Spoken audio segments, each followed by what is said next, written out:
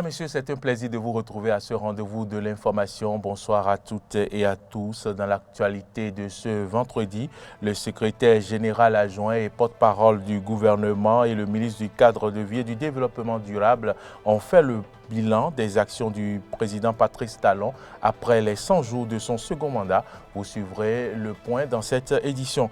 À suivre également dans ce journal le point de presse du ministre de la Santé ce jeudi. Au menu de son exposé, le trafic de carnets de vaccination contre la COVID-19. Sur le continent, le président en exercice de la CEDEAO, le Ghanéen Nana Akufo-Addo, est arrivé en fin de matinée avec son homologue ivoirien Alassane Ouattara dans la capitale guinéenne. Nous en parlerons également dans ce journal. Voilà pour le sommaire.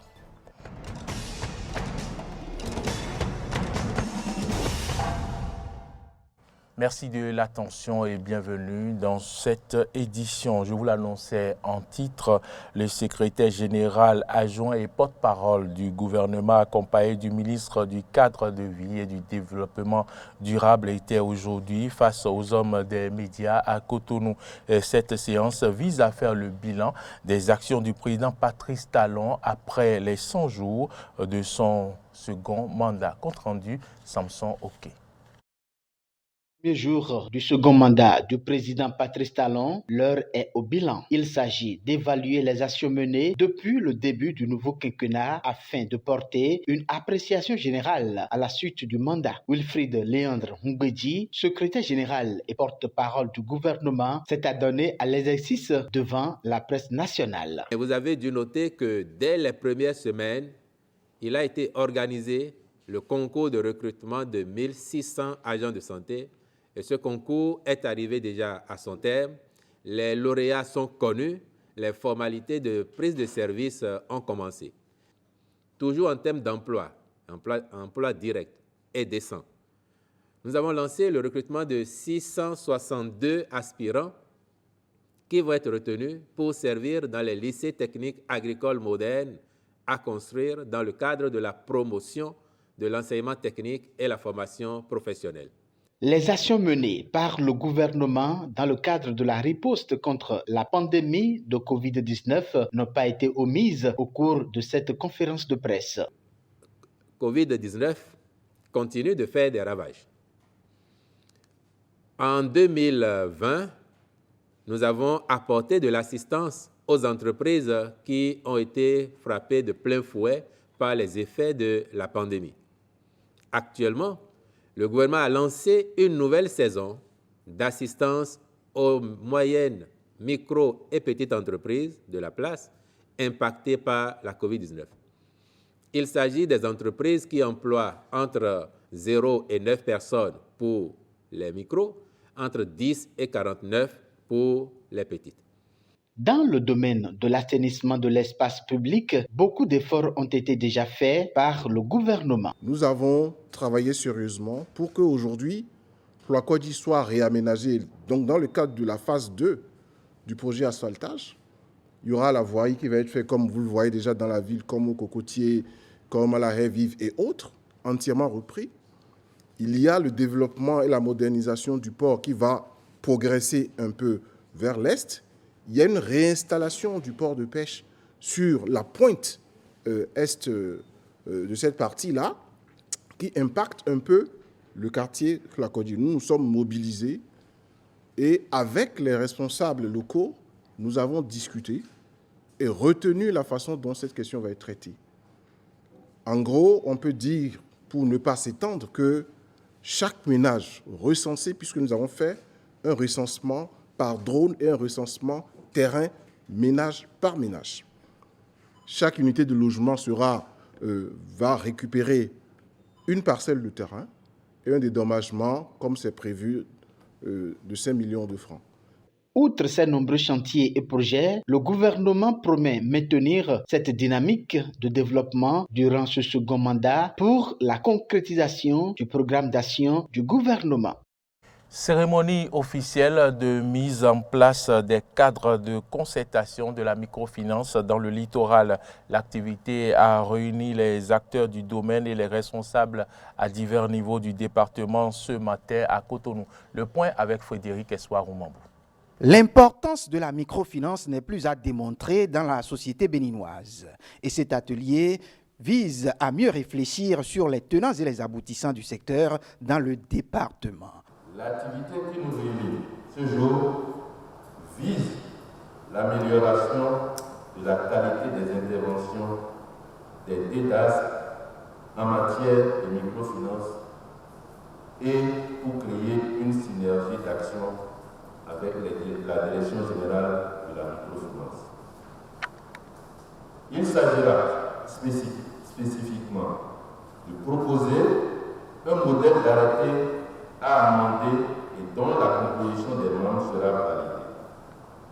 D'appuyer l'animation des 12 cadres de concertation départementaux de la microfinance. Cette réunion est la preuve que tous les acteurs du domaine ont conscience du rôle qu'ils sont appelés à jouer au fin de réduire la souffrance des populations. C'est ce que dira le représentant du préfet du littoral. Le ministère en charge de la microfinance, à travers ses structures déconcentrées, joue un grand rôle pour la mobilisation, la sensibilisation et la formation des populations vulnérables à l'effet de les faire bénéficier des services financiers décentralisés et de les amener à en faire un bon usage. C'est donc la raison pour laquelle la présente activité est la bienvenue dans le département du littoral, qui, contrairement aux idées reçues, compte une forte proportion de personnes vulnérables. C'est Pascal Idrissou, secrétaire général du ministère, qui a représenté le ministre en charge de la microfinance à cette assise. Avant de lancer les travaux, il a appelé les participants à fédérer leurs contributions pour mieux servir les plus démunis. Nous savons que le chantier est vaste et que les défis sont nombreux. Mais nous avons une bonne raison de rester persuadés que grâce à vos expériences, cette activité va être enrichie de toutes vos contributions, ce qui permettra ainsi aux directions départementales de prendre de bonnes décisions, nourries de vos orientations, en vue de pouvoir traduire les ambitions du ministère en actes concrets au fin de l'accès des plus démunis à une gamme plus variée des services financiers à la base. À terme, il s'agit de mieux développer le secteur de la microfinance pour contribuer un peu plus à la réduction de la pauvreté dans le pays. La première conférence des préfets du Bénin au titre de l'année 2021 s'est ouverte dans la matinée d'hier à Lokossa, conjointement organisée par les ministres de l'Intérieur et celui de la décentralisation et de la gouvernance locale. Cette rencontre vise à harmoniser les pratiques de la gouvernance territoriale au Bénin. Compte rendu, Jonas Bouchi. Accueillant les 11 autres préfets du Bénin, les cadres techniques et responsables administratifs des ministères de l'Intérieur et de la Sécurité publique, de la décentralisation et de la gouvernance locale, le préfet du Mono a rappelé à l'entame de la rencontre le cadre institutionnel de cette conférence.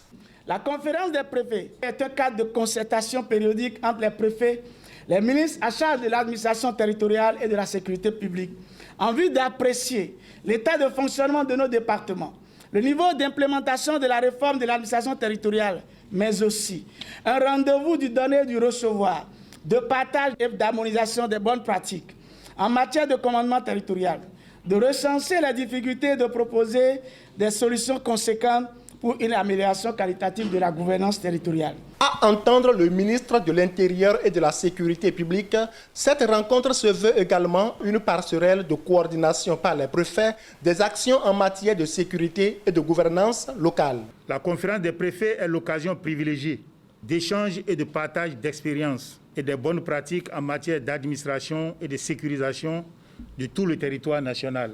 Aussi, doit-on rappeler l'opportunité qu'elle offre de rappeler les responsabilités des préfets des départements en matière de sécurité et de mettre en exergue cette indispensable collaboration entre nos deux départements ministériels.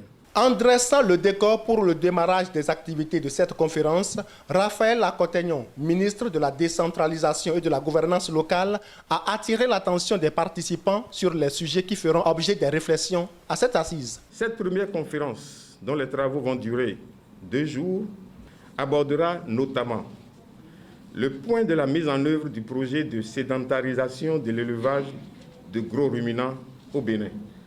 On abordera également l'évolution de la mise en œuvre des sous-projets et projets communautaires du projet d'appui aux communes et communautés pour l'expansion des services sociaux, projet ACES. Le rôle et les responsabilités du préfet du département dans la mise en œuvre du Fonds national de réponse aux catastrophes. Très heureux du choix porté sur sa commune pour abriter la présente conférence des préfets, le maire de Lokossa a, au nom de sa population, souhaité aux participants un excellent séjour à la Cité de l'Espérance.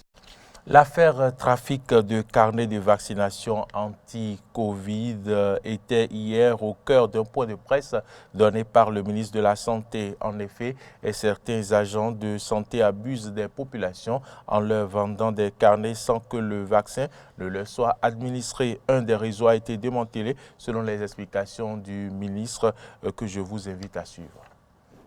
C'est avec amertume, mais aussi détermination, que je m'adresse à vous ce soir pour vous dire qu'en dépit des nombreux efforts du gouvernement pour faciliter l'accès à la vaccination qui, je le rappelle, est totalement gratuite, des compatriotes ont fait le choix de se livrer à un trafic de carnets de vaccination.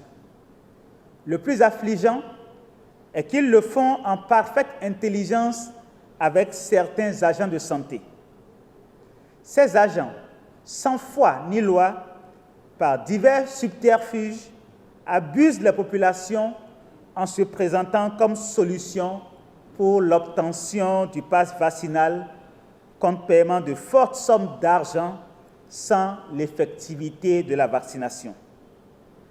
Des opérations sont en cours avec le concours de la police et de la justice pour démanteler et mettre hors d'état de nuire ces criminels. Je saisis cette occasion pour rappeler que les auteurs de ces agissements regrettables s'exposent à des sanctions aussi bien pénales que disciplinaires.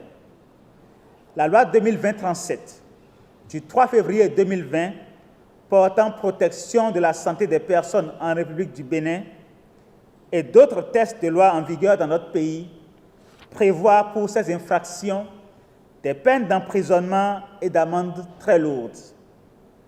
Je voudrais également rappeler qu'au-delà des sanctions pénales, ces agents de l'État indélicats courent le risque de sanctions disciplinaires pouvant aller jusqu'à la radiation ou la rupture du contrat de travail, conformément aux dispositions de la loi portant statut général de la fonction publique. J'en appelle donc à la conscience et à l'esprit patriotique des agents en charge de la vaccination, qu'ils pensent à leurs emplois, à leurs familles respectives, à l'honneur et à la réputation des corps auxquels ils appartiennent, mais surtout à leur serment de préservation de la vie humaine avant de poser ce genre d'actes. Je voudrais insister sur les dispositions de la loi portant lutte contre la corruption et les infractions connexes qui disposent qu'est puni d'un emprisonnement de 5 à 10 ans quiconque aura offert un avantage à un agent public pour bénéficier des services illégaux de la part de l'agent. Par conséquent, tous les bénéficiaires de faux carnets seront poursuivis conformément à cette loi. Nous serons sans état d'âme dans la répression de ces actes qui, à la limite, sont criminels. La communauté internationale a célébré hier la journée mondiale de préservation de la couche d'ozone. Cette année, le Bénin en a profité pour distinguer les meilleurs acteurs de cette lutte grâce à qui le pays est compté parmi les pionniers de la lutte pour la préservation de l'environnement et du climat. Compte rendu, Aimé Juste d'Infodji. La 4e édition de la Journée mondiale de l'ozone porte sur le protocole de Montréal. Elle vise le maintien des aliments, des vaccins et des médicaments dans les normes en cette période de pandémie. En ces temps difficiles de résurgence de la maladie de la COVID-19, où la vaccination devient une nécessité pour préserver nos vies, la communauté internationale identifie à dessein un terme évocateur protocole de Montréal pour que nous, nos aliments et nos vaccins restions au frais. Ce thème est l'expression claire de l'importance de cet accord ratifié par le Bénin en juillet 1993 et qui motive l'instauration d'une chaîne de froid pour la conservation de nos vaccins, de nos produits alimentaires et pour notre propre confort. Le secrétaire général de l'ONU, Antonio Guterres, exhorte les États à continuer la lutte implacable pour la préservation de la couche d'ozone. Une déclaration lue par le point focal du protocole de Montréal au Bénin, Yvette Gauthier. La coopération à laquelle nous avons assisté dans le cadre du protocole de Montréal est exactement ce qu'il nous faut maintenant pour faire face au changement climatique. Une menace qui pèse avec la même gravité sur l'existence même de nos sociétés. Le ministère du Cadre de vie et du Développement durable mettra tout en œuvre pour que le Bénin reste dans le Conseil des Nations pionniers de la préservation de la couche d'ozone. C'est ce qu'a tenu à préciser le secrétaire général du ministère du Cadre de vie et du Développement durable, Constant Godjo. Sur la question, le Bénin est cité en exemple. Sur les questions de sa gouvernance environnementale, il nous revient de conserver cet acquis encourageant, motivé par les efforts du gouvernement de la rupture. Cette célébration a permis au ministère du Cadre de vie et du Développement durable de distinguer les 8 meilleurs chefs d'atelier froid et climatisation au terme de l'examen national spécial de qualification professionnelle ainsi que les directeurs départementaux de l'industrie et du commerce Ouémé Plateau et Zou Colline. Sur le continent, le président en exercice de la CEDEAO, le Ghanéen Nana Akufo-Addo, est arrivé en fin de matinée avec son homologue ivoirien Alassane Ouattara dans la capitale guinéenne. Les chefs d'État ont été accueillis tour à tour par le colonel Doumbouya, le chef du Comité national du rassemblement et du développement, CNRD, était également présent des autorités militaires, des ambassadeurs ou encore la nouvelle gouverneure de Conakry. Cette visite a pour but d'informer de vive voix les responsables du CNRD des décisions prises hier lors du sommet de la CEDEAO à Accra au Ghana, une semaine tout juste après une première mission diplomatique à Conakry et qui avait pu rencontrer le président renversé Alpha Condé. L'organisation ouest-africaine a haussé le ton pour demander un retour à l'ordre constitutionnel en Guinée avec une transition rapide. 6 mois pour organiser des élections présidentielles et législatives. Des sanctions ont également été annoncées contre les responsables de la junte, interdiction de voyage, gel des avoirs et puis interdiction pour les membres du CNRD de se présenter à l'élection présidentielle. La CEDEAO veut manifestement aller vite. Dans son communiqué, l'organisation se dit préoccupée par la réjouissance des coups d'État après ceux du Mali en 2021.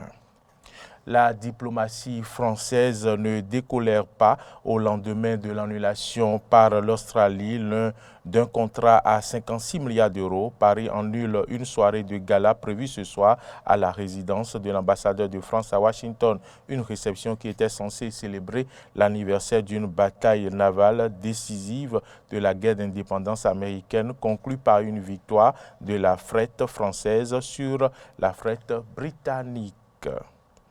Et si le nouveau pacte sécuritaire liant l'Australie, Washington et Londres déplaît fortement à Paris, il inquiète Pékin. Suivez cette analyse de nos confrères de la RT France. Faire front face à la Chine, c'était l'un de ses objectifs majeurs de campagne et après l'échec cuisant de la guerre en Afghanistan, Pékin reste le rival à contenir. La superpuissance chinoise met les bouchées doubles dans le développement de son armement. Elle alloue ainsi 252 milliards de dollars par an à sa défense. Mais elle n'est pas seule à faire un tel effort. L'Inde modernise son armement et les deux Corées multiplient les essais de missiles balistiques. Face à cette escalade, l'Australie se sent vulnérable, au point de chercher la protection des États-Unis. Pékin a vu au cours des derniers mois que l'Australie ne cédera pas et que les menaces de représailles économiques et les pressions ne fonctionneront tout simplement pas. Je tiens également à réitérer ce que j'ai déjà dit. Les États-Unis ne laisseront pas l'Australie seule sur le terrain face à ces tactiques de pression. C'est donc l'Australie, la nouvelle carte que veut jouer Washington dans la région. Et le Royaume-Uni vient de se joindre à ses deux partenaires dans une alliance Indo-Pacifique. Prévue au cahier des charges de cette entente, l'augmentation de la présence américaine en Australie, la livraison de sous-marins américains à propulsion nucléaire et la multiplication d'exercices militaires conjoints. Tout cela dans un seul but, tenir Pékin à bonne distance. Nous faisons juste le nécessaire pour que les Australiens soient en sécurité et que nos intérêts nationaux soient protégés. Je veux dire, la Chine fait la même chose. Ils font des investissements massifs dans leurs capacités militaires, y compris dans cette région, et l'Australie n'en fait pas un problème. Tous les pays prennent des décisions conformes à leurs intérêts nationaux. Nous croyons que celle-ci renforcera la paix, la stabilité et la sécurité de la région. Et c'est, je pense, un point de vue largement partagé sur les effets de cet arrangement. Nous encourageons tous les pays de la région à s'engager dans cette voie. Selon les Américains et les Australiens, l'objectif reste tout d'abord le maintien de la paix. De son côté, la Chine condamne fermement ce qu'elle perçoit comme une frénésie d'armement, elle qui a augmenté son budget de la défense de 76% en 10 ans. L'exportation de la technologie hautement sensible des sous-marins nucléaires par les États-Unis et le Royaume-Uni vers l'Australie prouve une fois de plus qu'ils utilisent les exportations nucléaires comme un outil de jeu géopolitique et appliquent 2 poids, 2 mesures, ce qui est extrêmement irresponsable. Reste à savoir quelle sera la réponse chinoise sur le terrain face à cette alliance. La diplomatie américaine est restée muette au sujet de la prise par les talibans de l'ancien bastion de la CIA en Afghanistan. Le site a été récupéré hier par les fondamentalistes islamistes. Cette ancienne base américaine appartient désormais aux talibans. Militaires américains et soldats afghans se partageaient le camp Chapman, situé près de l'aéroport de la ville de Khost, dans l'est du pays, à proximité de la frontière pakistanaise. Une cible particulièrement précieuse, car elle abritait également des agents de la CIA et les mercenaires d'une société privée.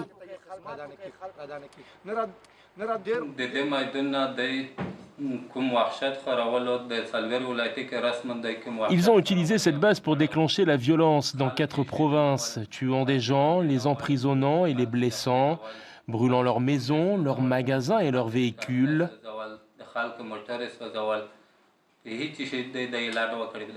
Jour et nuit, les gens n'étaient pas à l'aise à cause d'eux.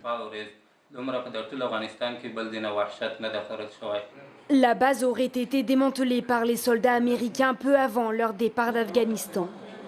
Des documents et équipements du camp. Il ne reste désormais que cendres et débris.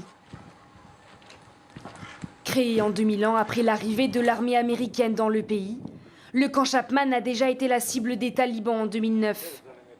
Lors d'un attentat suicide, un agent triple jordanien qui travaillait pour la CIA a tué 13 personnes, dont 5 de ses agents, et 2 mercenaires de la société Blackwater. C'était, selon Léon Panetta, à l'époque directeur de la CIA, l'attaque la plus meurtrière depuis 1983. Plus récemment, en mars 2020, les talibans ont pris pour cible la base américaine à 2 reprises. Leurs ennemis désormais partis, ils peuvent s'occuper de questions d'urbanisme à Khost. C'est une bonne chose. C'était bloqué pendant 18 ou 20 ans. C'est bien de résoudre les problèmes des musulmans. Donc maintenant que c'est ouvert, ça peut faciliter les choses pour les gens. Je veux juste qu'ils fassent une grande rue et qu'ils enlèvent cette petite. Des rues qui ne verront plus passer à tombeau ouvert les blindés américains. Madame, Messieurs, c'est ici que se referme ce journal. Merci à toutes et à tous de l'avoir suivi. Bon week-end à vous et à très vite.